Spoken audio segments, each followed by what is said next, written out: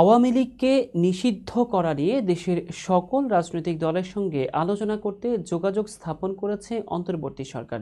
আজ শুক্রবার press wing থেকে পাঠানো এক বিবৃতিতে বলা হয়, রাজনৈতিক দলগুলোর সঙ্গে আলোচনা করে দ্রুত সিদ্ধান্ত আসবে। বিবৃতিতে বলা হয়, সম্প্রতি বিভিন্ন রাজনৈতিক দল, সংগঠন ও জনগণের পক্ষ থেকে স্বৈরশাসন ও সন্ত্রাসী কার্যক্রমের অভিযোগে আওয়ামী লীগ নিষিদ্ধ করার যে দাবি উঠেছে তা সরকার গুরুত্বের সাথে বিবেচনা করছে। এ ব্যাপারে সরকার রাজনৈতিক দলগুলোর সাথে ইতোমধ্যে যোগাযোগ স্থাপন করেছে, তাদের সাথে আলোচনা করে দ্রুত সিদ্ধান্ত গ্রহণ করবে। সকলকে ধৈর্য ধরার আহ্বান জানিয়ে বিবৃতিতে বলা হয়েছে, আওয়ামী লীগ নিষিদ্ধ করতে দলটির নেতা ও সমর্থকদের সন্ত্রাসী কার্যক্রমের বিষয়ে জাতিসংঘের প্রতিবেদন সরকার বিবেচনায় রাখছে। বিবৃতিতে উল্লেখ করা হয়েছে, ইতোমধ্যে সরকার জনদাবির প্রতি সম্মান জানিয়ে প্রচলিত আইনের অধীনে সন্ত্রাসী সংগঠন ছাত্রলীগকে নিষিদ্ধ করেছে।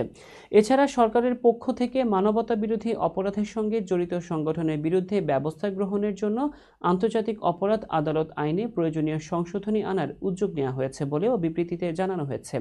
বিবৃতিতে দাবি করা হয়েছে, ফ্যাসিবাদী সরকারের সাবেক রাষ্ট্রপতি ও হত্যা মামলার আসামি আব্দুল হামিদের বিদেশ গমন সম্পর্কে জনমনে ক্ষোভ বিষয়ে সরকার ইতোমধ্যে অবগত।